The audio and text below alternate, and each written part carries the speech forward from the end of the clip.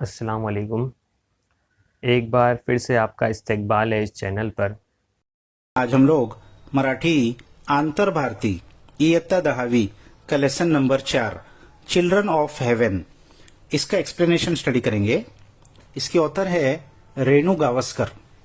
इस lesson में क्या है, प्रस्तुत पाठात लहानग्या जहिराला बूट मिळवून देण्याची अलीची धडपड दिसून येते। इस लेसन में छोटी सी जहीरा को बूट लाकर देने की उसका भाई अली है उसकी धड़पड़ दिखकर आती है। यानी ये दो छोटे बहन भाई थे, तो इनकी जिंदगी बहुत मुश्किल में थी, गरीब थे, तो उनका ये स्टोरी है उनके बारे में। तसेच त्यात त्याला आलेले अपयश मनाला चटका लावून जाते और उसको बूट लाके देने में उसको अपयश होता है, यानी नाकाम हो जाता है, और ये मन को चटका लावून जाते, यानी बहुत दिल को लगती है ये बात, बहुत दुख होता है दिल को। गरीब कुटुंबातील अली आणि जहिरा या भावंडांच्या निरागस प्रेमाचे चित्रण या पाठात केले आहे। तो गरीब परिवार के अली और जहीरा ये भावंड यानी भाई बहन, इनके निरागस प्रेम की यानी इनोसेंट लव की चित्रण इस पाठ में किया गया है। तो चिल्ड्रन ऑफ हेवन ही चित्रपट कथा आहे अली आणि जहीरा या दोन भावंडांची। चिल्ड्रन ऑफ हेवन ये एक फिल्म है, दो भाई अली और जहीरा इनके बारे में। एका अतिशय गरीब घरातली पाठीला पाठ लावून आलेली ही भावंड, एक बहुत ही गरीब फैमिली में पाठीला पाठ लावून आलेली, यानी एक दूसरे के पीठ से पीठ लगाकर आना, यानी मुहावरा है, मतलब एक के पीछे एक पैदा हुए थे जल्दी जल्दी। मोठा अली तीसऱ्या इयत्तेत शिकतोय, तो बड़ा उसमें से अली था जो 3rd स्टैंडर्ड में सीख रहा था। तर जहीरा नुकतीच पहिलीत गेली होती और जहीरा अभी रिसेंटली 1st क्लास में गई थी। मुळात हातावरचं पोट असलेल्या घरातील गृहिणीला जहिराच्या आईला असं दुखणं जडलंय की घरात येणाऱ्या तुटपुंजिया रकमेतले बरेचसे पैसे औषध पाण्यात जात आहेत।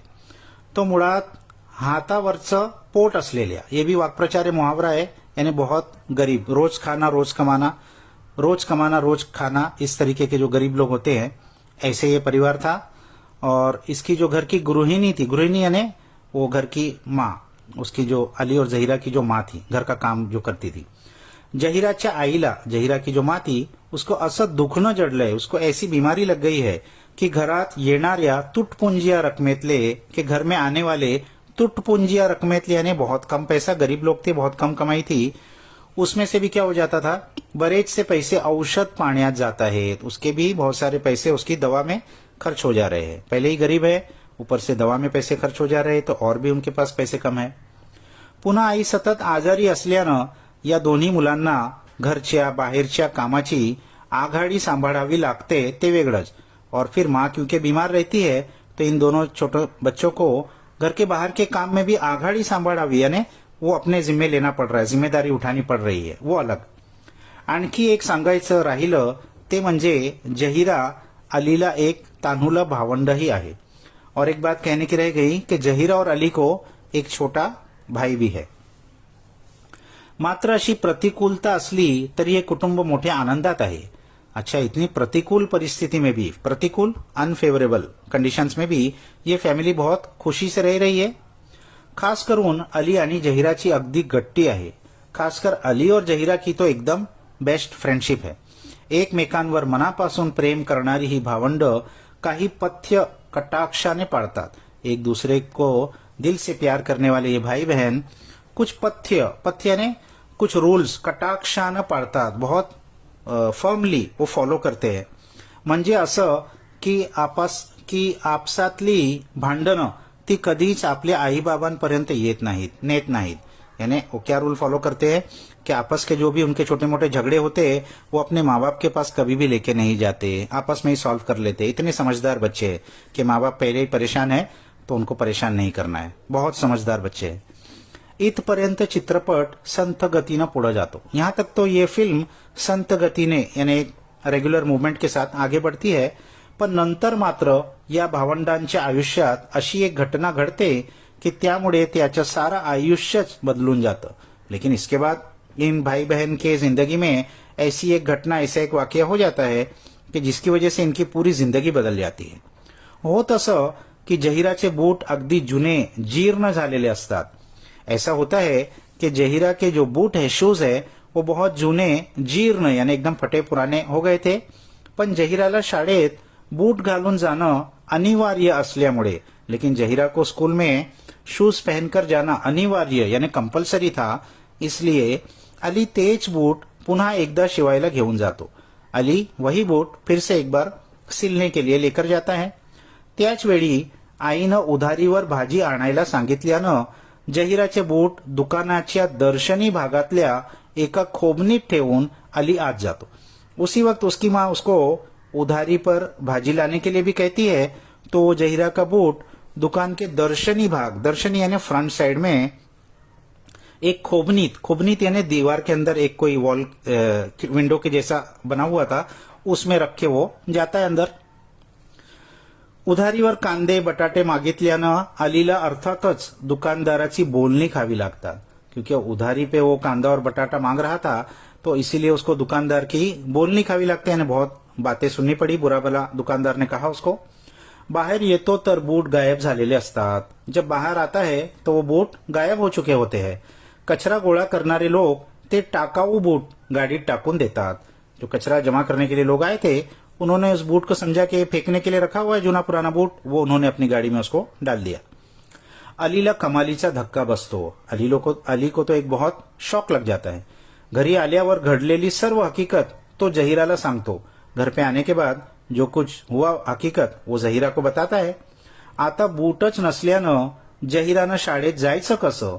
अब बूट नहीं है तो अब जहीरा स्कूल कैसे जाएगी? हा यक्ष प्रश्न दोघा भावंडांपुढे उभा राहतो. ये एक बहुत मुश्किल सवाल दोनों भाई बहनों के सामने खड़ा हो जाता है. पुन्हा आई वडिलांपाशी यातला काही सांगायची सोय नसते. अब माँ बाप के पास ये बात बताने की कोई सोय नहीं थी. उनको पहले से ही मालूम था कि वो नहीं दिला पाएंगे. त्यांच्यापाशी पैसे नसल्याने त्यांना बूट तर घेऊन देत येणार नाहीतच. अब उनके पास तो पैसे थे नहीं, तो बूट तो हमको दिला नहीं पाएंगे व त्याचं त्यांना दुख होईल और इस बात का उनको दुख होगा अशी भीती ही दोघांना वाटत असते. ये डर भी इन दोनों को लगा था, इसलिए इन्होंने माँ बाप से कुछ नहीं कहा. दोघं खूप विचार करतात. दोनों बहुत सोचते हैं. शेवटी अली या संकटातून मार्ग काढतो. आखिरकार अली इस मुश्किल से रास्ता निकालता है. जहीराची शाळा सकाळची आहे. जहीरा की स्कूल सुबह की है, तर अलीची दुपारची आहे और अली की दोपहर की है. जहीरानं सकाळी अलीचे बूट घालून जावेत व दुपारी धावत येऊन अलीला ते बूट द्यावेत.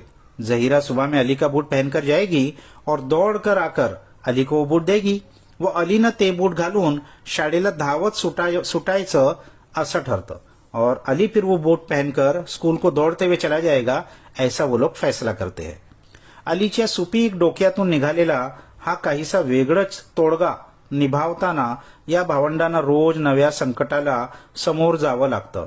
अब अली के सुपीक डोक्यातून यानी इंटेलिजेंट माइंड से निकले हुए इस अलग ही तोड़गा यानी एक उपाय, एक सोल्यूशन को निभाते हुए इन दोनों भाई बहन को रोज नए नए मुसीबत का सामना करना पड़ता है.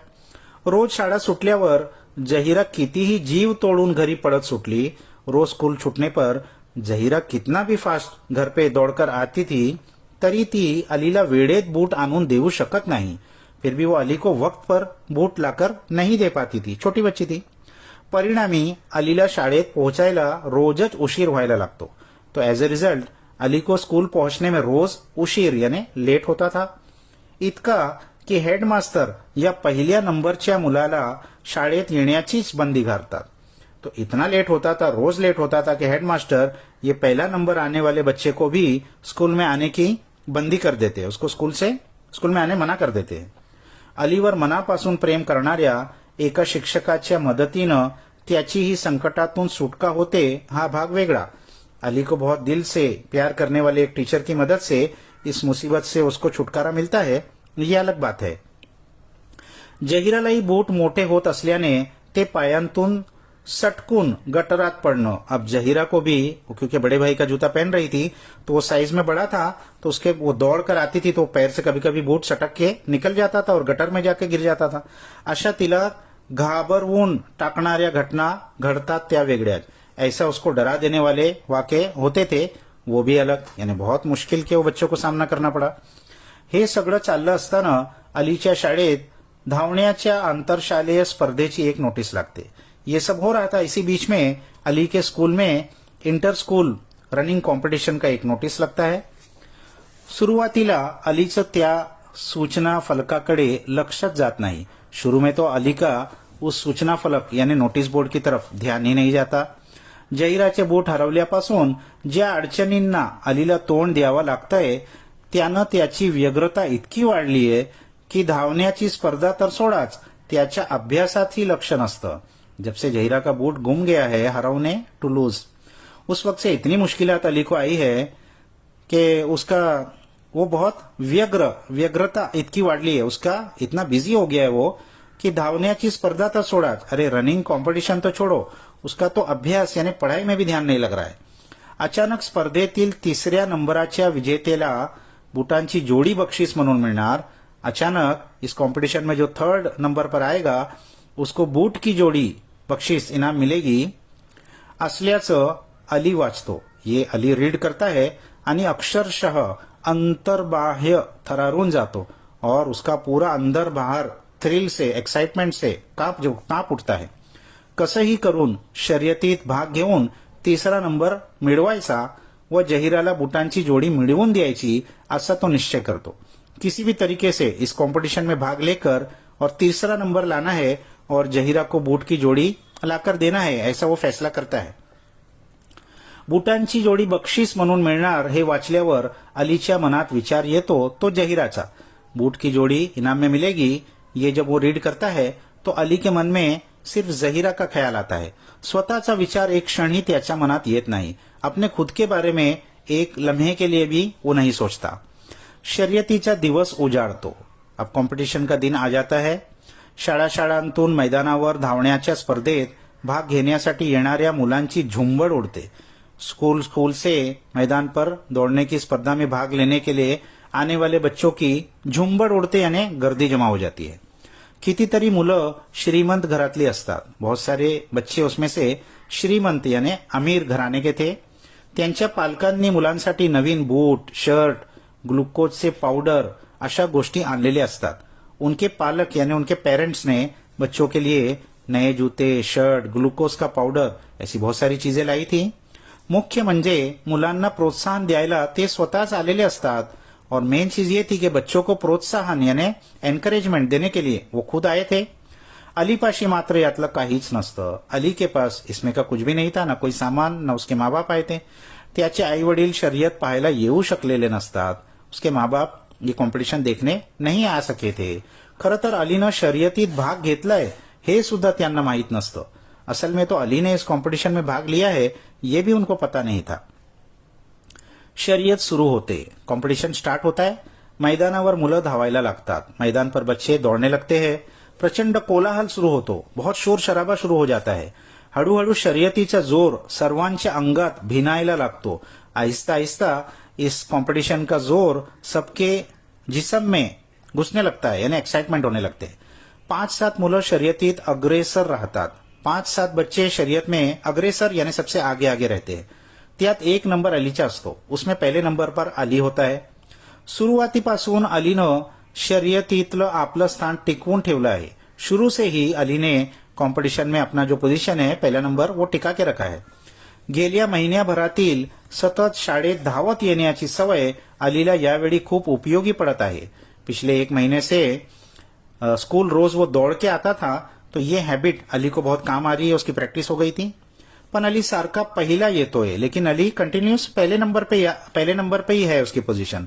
आपलं 3 नंबरचं स्थान टिकवून धरण्यासाठी त्याला धडपडावं लागते। अपने 3रे नंबर का स्थान टिक्का के रखने के लिए उसको धडपड करनी पड़ रही है। म्हणजे पहिला 2रा नंबर येण्या इतका पुढे जायचं नाही आणि 5वां 6वां येण्या इतकं पाठी राहायचं नाही। मतलब पहला 2रा नंबर आ जाए इतना आगे भी नहीं जाना है और 5वां 7वां नंबर आ जाए इतना पीछे भी नहीं रहना है। अशी दुहेरी कसरत करत अली धावतोय। ऐसा दोहरा कसरत करके अली दौड़ रहा है। दोनों चीज का ध्यान रख के वो दौड़ रहा है। शेवटी एकदाची शर्यत संपते। एट लास्ट वो कॉम्पिटिशन खत्म होता है। एकच जल्लोष होतो, एक ही लोगों का चिल्ला पुकार होती है। अली तर इतका दमतो की त्याला जवळपास भोवळच येते। अली तो इतना दमतो यानी थक जाता है की उसको जवळपास भोवळच येतो, उसकी आंखों के सामने अंधेरा छा जाता है, उसको चक्कर के जैसा आता है. थोडासा भानावर आल्यावर सगळ्यात आधी अली मोठ्या आशेने शिक्षकांना विचारतो. थोड़ा सा भानावर यानी थोड़े उसके समझ आने पर, होश में आने पर अली सबसे पहले बहुत आशा से, बहुत उम्मीद से टीचर को पूछता है, सर मी तिसरा आलो ना, सर मैं तीसरा नंबर पर आ गया ना. शिक्षकांना त्याच्या या प्रश्नाचा अर्थच कळत नाही. टीचर को तो उसके इस सवाल का मीनिंग ही समझ में नहीं आता है. ते उलट मोठ्या कौतुकानं अलीला तो तीसरा नसून पहिला आल्याचं सांगतात. वो बहुत कौतुक एप्रिशिएशन से अली को, अरे तुम तीसरा नहीं पहला नंबर आए हो, ऐसा बताते हैं. शिक्षकांचे ते शब्द अलीच्या कानांवर पडतात. टीचर के वो वर्ड्स अली के कान पर पड़ते हैं तो कमालीचा निराश होतो. वो तो बहुत ज्यादा निराश हो जाता है. त्याच्या हृदयात आकांत माजतो. उसके हृदय में आकांत माजना यानी बहुत दुख होता है. आपण तिसरे आलो नाही याचा अर्थ आपल्याला बुटांची जोडी बक्षीस म्हणून मिळणार नाही हे त्याच्या लक्षात येतं. मैं तीसरे नंबर पर नहीं आया, इसका मतलब बूट की जोड़ी मुझे बख्शीस के तौर पर नहीं मिलेगी, ये उसके समझ में आता है. जहीराला तर त्यानं बूट घेऊन येतोच असं जोरदार आश्वासन दिलेलं असतं. जहीरा को तो उसने बूट लेकर बस में आ रहा हूं ऐसा बहुत जोरदार आश्वासन, एश्योरेंस उसने दिया था. आपण कोणत्या तोंडानं बहिणीसमोर जावं हे कोडं अलीला उलगडत नाही. मैं किस मुंह से अपनी बहन के सामने जाऊंगा, ये कोडा यानी ये पजल अली से सॉल्व नहीं हो रहा है. उरलेल्या समारंभात अलीच्या चेहऱ्यावर हास्याची किंचितशीही रेखा दिसत नाही. वो पूरे समारंभ, पूरे बचे हुए प्रोग्राम में अली के चेहरे पर हंसी बिल्कुल भी नहीं आती. शेवटी निरुपाय होऊन अलीला घरी जावंच लागतं. एट लास्ट कोई चारा तो नहीं था, उसको घर तो जाना ही पड़ता है. दारातून आत शिरताच समोरच त्याला जहीरा दिसते. दार से अंदर शिरताच एंटर होते ही उसको सामने जहीरा दिखती है. उत्कंठेनं त्याची वाट बघणारी, बहुत उत्सुकता से उसका इंतजार रास्ता देख रही थी. रिकाम्या हातानं समोर उभ्या राहिलेल्या भावाला बघताच जहीरा काय समजायचं ते समजते. रिकामी यानी खाली हाथ से अपने भाई को समोर यानी सामने खड़ा हुआ देखकर जहीरा जो समझना था वो समझ गई. उसके समझ में आ गया कि इसको प्राइज नहीं मिला. खरं म्हणजे हा चित्रपट इथे संपतो किंवा संपायला हवा. सच में तो ये चित्रपट यहाँ खत्म होता है या यहाँ खत्म हो जाना चाहिए था. मात्र त्यात मध्येच केवळ काही सेकंड टिकणारा एक दृश्य दाखवलं गेलंय. लेकिन उसमें बीच में कुछ सेकंड टिकने वाला एक दृश्य, एक सीन दिखाया गया है. चित्रपटाच्या अगदी शेवटी अलीचे वडील सायकल हातात धरून घरी येताना दाखवले आहेत. इस फिल्म के एकदम लास्ट में अली के पिताजी सायकल हाथ में पकड़कर घर में एंटर हुए दिखाई देते हैं. त्यांच्या सायकलच्या मागच्या बाजूला स्टँडला लावलेला बुटांचा 2 खोका प्रेक्षकांना दिसतात. उनके साइकिल के बैक साइड में स्टैंड पर बूट की 2 बॉक्स रखे हुए प्रेक्षकों को दिखते हैं. किंचित उघड्या असलेल्या त्या खोक्यांतून डोकावणारे बूट एक जोड अलीचा तर दुसरा जहीराचा आहे याची साक्ष पटवतात व प्रेक्षक सुटकेचा निश्वास टाकतात. और वो बॉक्स थोड़े से खुले हुए थे और उसमें बूट दिख रहे थे, एक बूट अली का और एक बूट जहीरा का. तो साक्ष पटवतात यानी लोगों को समझ में आता है कि भाई इनको अब बूट मिल गया और प्रेक्षक सुटकेचा निश्वास घेतात. और जो देख रहे थे प्रेक्षक, उनकी जान में जान आती है और वो सांस लेते हैं कि भाई इनको बूट मिल गया.